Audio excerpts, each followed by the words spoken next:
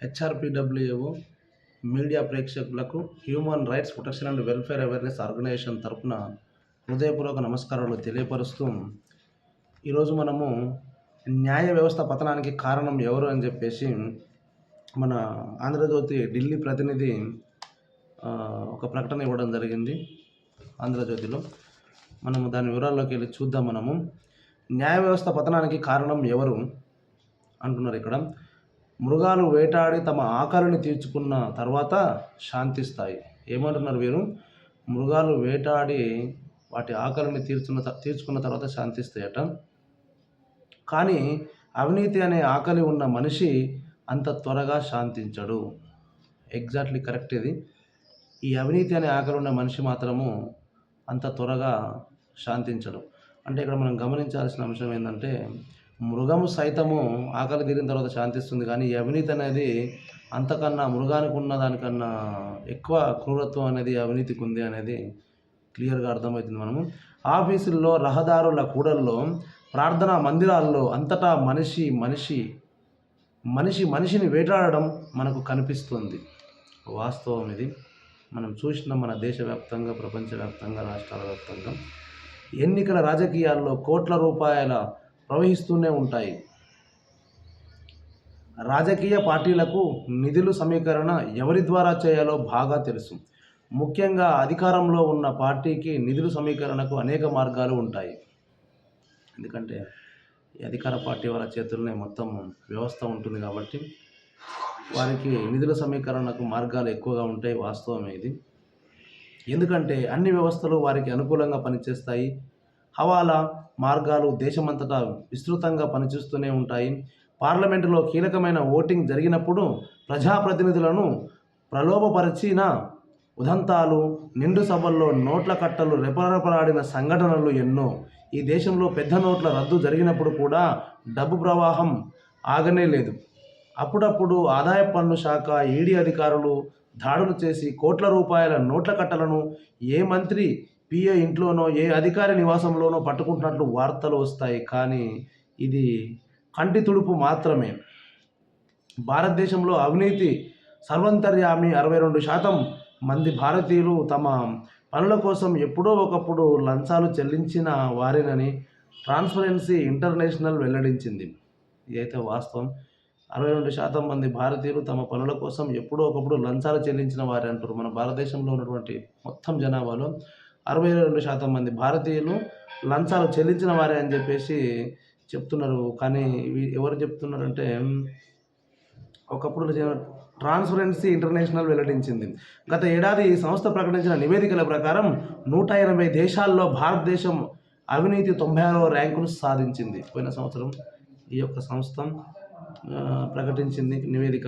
108 దేశాలను కనుక సెర్చ్ చేస్తే మన భారతదేశం అవినీతిలో 96వ ర్యాంకును సాధించిందని చెప్తున్నారు.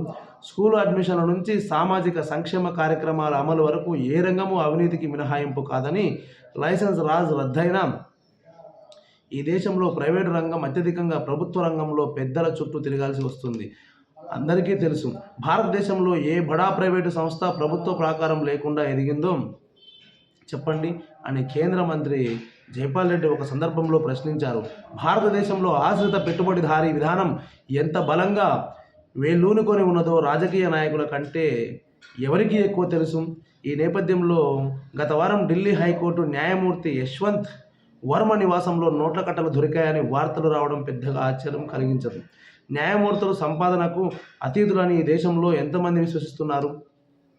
నిజంగా న్యాయమూర్తులు సంపాదనకు అతీతులు అని చెప్పి ఈ దేశంలో ఇప్పుడున్న పరిస్థితుల్లో మాత్రము ప్రతి ఒక్కరు కూడా ఈ అవినీతి చేయకుండా ఎవరు లేరు అని అనుకుంటున్నారు. కానీ ఎవరు కూడా విశ్వసించడం అనేది లేదు. ఒక న్యాయమూర్తులనే కాదు, ఏ ప్రభుత్వ అధికారి అయినా, ఏ ప్రైవేట్ అధికారి అయినా, ఏ రాజకీయ నాయకుడైనా, అసలు మనిషి అనేవారే ఆ విధంగా తయారయ్యారు అనేది ప్రజలు పసిగట్టిర్రు.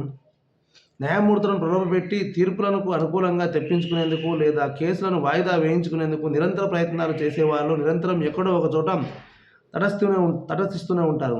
న్యాయమూర్తులేమీ దేవతలు కాదు, వారు కూడా ఇదే సమాజంలో భాగమని ప్రముఖ న్యాయవాది రామ్ జెత్మలాని ఒక సందర్భంలో చెప్పారు. న్యాయ వ్యవస్థ లోపాల గురించి అనేక రచనలు వచ్చాయి. రావి శాస్త్రి న్యాయ వ్యవస్థలో కుళ్ళును బట్టబయలు చేశారు. కోర్టు అంటే ఏమిటో తెలుసా? అదొక పెద్ద అడవి.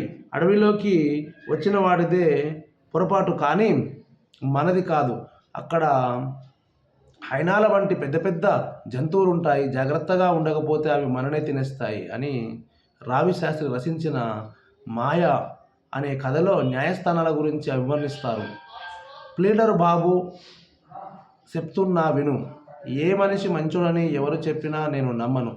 ఈ లోకంలో డబ్బా వ్యాపారం తప్ప మరేటీ లేదు అని ముత్యాలమ్మ అనే సారా అమ్ముకునే స్త్రీ ద్వారా ఆయన చెప్పిస్తారు.